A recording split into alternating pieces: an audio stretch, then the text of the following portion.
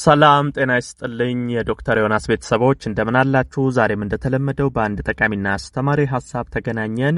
በዛሬው ፕሮግራሜ ከኦቲዝም ጋር የተያያዘ ሐሳብ ነው ማነሳው። በተለይ ትልቅ ትኩረት የማደርገው ምን ላይ ነው? ህፃናት በኦቲዝም የተጠቁ ከሆነ የሚያሳዩት ባህሪ ምንድነው የሚለው ላይ ትኩረት አደርጋለሁ። ለምንድነው ዛሬ ይሄንን ሐሳብ ማነሳው? በተለይ በአሁን ሰዓት ላይ በጣም በርካታ ህፃናት በኦቲዝም ይጠቃሉ።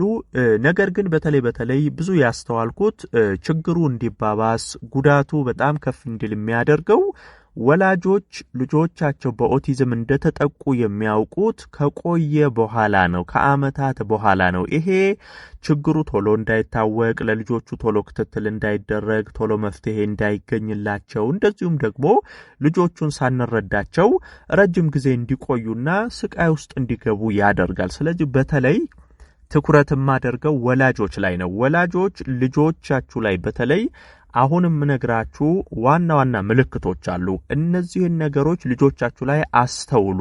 ልጆቻችሁ ላይ ስትመለከቷቸው እነዚህ አሁንም ዘረዝርላችሁን ባህሪያቶች፣ ምልክቶች ልጆቻችሁ ላይ የምታዩ ከሆነ እነዛ ልጆች በኦቲዝም እንደተጠቁ አውቃችሁ ቶሎ ወደ ሕክምና ተቋም ሄዳችሁ አስፈላጊውን ምርመራ ክትትል እንዲደረግላቸው እናንተም ስለ ሁኔታው እንድታውቁ እንድትረዱ ማድረግ ያስፈልጋል። ስለዚህ ህፃናት በኦቲዝም ሲጠቁ በዋናነት ምን አይነት ባህሪ ያሳያሉ የሚለውን እናያለን ማለት ነው። አብራችሁን ቆዩ። ለቻናሌ አዲስ ከሆናችሁ ዶክተር ዮናስ ነኝ። ይህን መረጃ ላይክ፣ ሼር አድርጋችሁ ለሌሎችም አጋሩ። ለቤት አዲስ የሆናችሁም ቻናሌን ሰብስክራይብ አድርጋችሁ ቤተሰብ ሁኑ።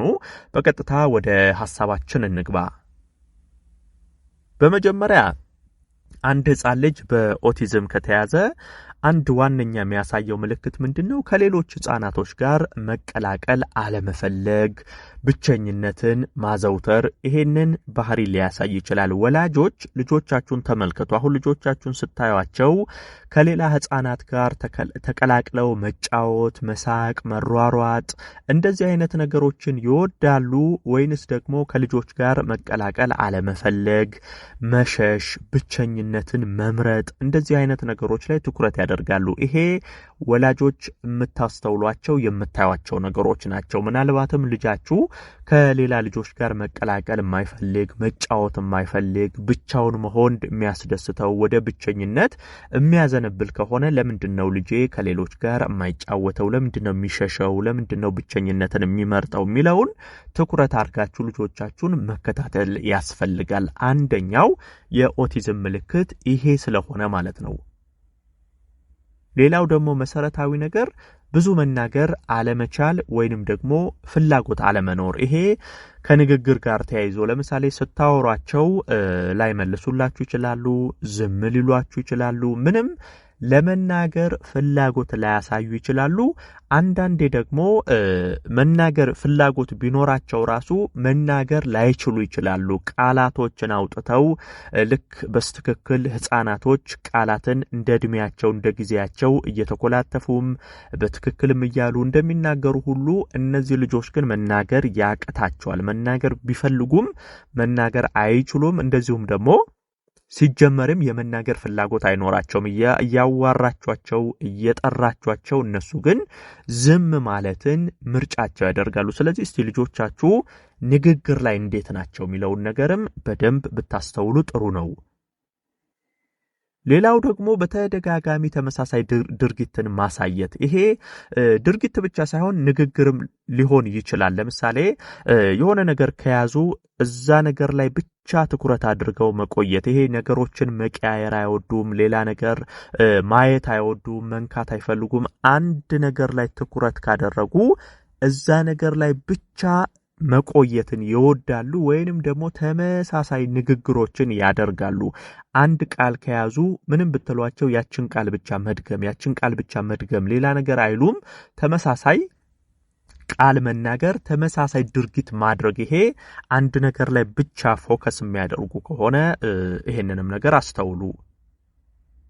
ሌላው ደግሞ መሰረታዊ ነገር ልጆች በኦቲዝም የሚጠቁ ከሆነ የሚያሳዩት በንግግር ወቅት የአይን እይታን ማራቅ ነው። ይሄ እናንተ ስታወሯቸው ፊት ለፊት ከናንተ ጋር እየተያዩ አይን ለአይን ማውራት አይችሉም፣ አይፈልጉም።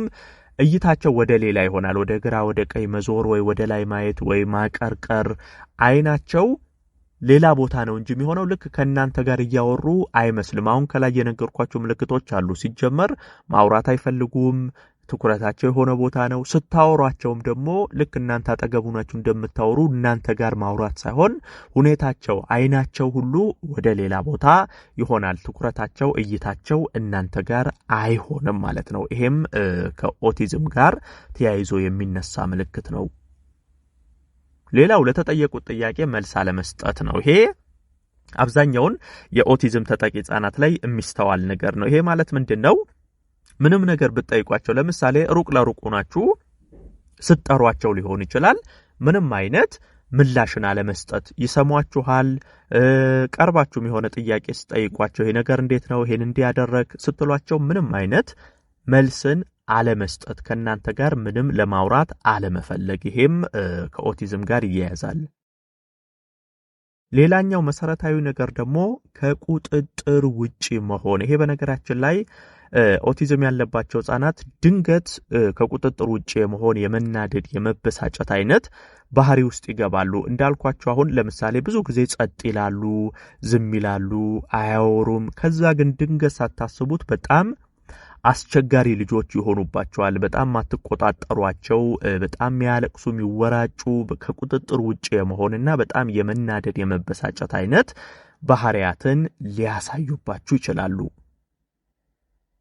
ሌላ ደግሞ ማንሳት መፈልገው እንደ ሌላ ህፃናት ይሄ እቃቃዎች መጫወት፣ ጌም መጫወት እንዲህ አይነት ነገርን አይፈልጉም። በኦቲዝም የተጠቁ ህጻናቶች አሁን ሌላ ልጆች ጌም ሲሰጧቸው በጣም ጌም የመውደድ የመጫወት፣ ውጭ ወጥቶ ኳስ እቃቃዎችን የመጫወት እንደ ልጅ የልጅ ጨዋታዎች ይወዳሉ። ነገር ግን አንድ ልጅ በኦቲዝም ከተያዘ እነዚህ ነገሮች ምንም ትኩረት አይሰጡትም፣ ምንም አይስቡትም፣ ምንም ደስ አይሉትም። ጌምን ብትሰጡት እቃቃ መጫወቻ ይስበዋል ብላችሁ እንደ ልጅ የምትሰጡት ነገር ሁሉ ምንም ደስ የማይለው ይሆናል። በምንም አይነት የጌሞች እቃቃዎች እንደዚህ አይነት ነገሮች አያስደስቱትም ማለት ነው። እንግዲህ እነዚህ አሁን የዘረዘርኩላችሁ ዋና ዋና የሚባሉ አንድ ልጅ አንድ ህፃን በኦቲዝም ከተጠቃ የሚያሳየው መሰረታዊ ምልክት ነው ማለት ነው። ስለዚህ ወላጆች ልጆቻችሁን በደንብ አርጋችሁ ትኩረት ሰጣችሁ መከታተል፣ እነዚህን ምልክቶች ካያችሁ ወደ ህክምና ተቋም ሄዳችሁ አስፈላጊውን ውይይት ማድረግ፣ አስፈላጊውን ህክምና ማድረግ፣ አስፈላጊውን ምክክር ማድረግ ያስፈልጋል ማለት ነው። ዶክተር ዮናስ ነበርኩ። የኔ ሐሳብ ላይ ሼር አርጋችሁ ለሌሎችም አጋሩ። ለቤት አዲስ ሆናችሁም ቻናሌን ሰብስክራይብ በማድረግ ቤተሰብ ሁኑ። የዛሬን በዚሁ አበቃው። በቀጣይ ቀን በሌላ መረጃ እንገናኛለን። እስከዛው በያላችሁበት መልካም ጊዜ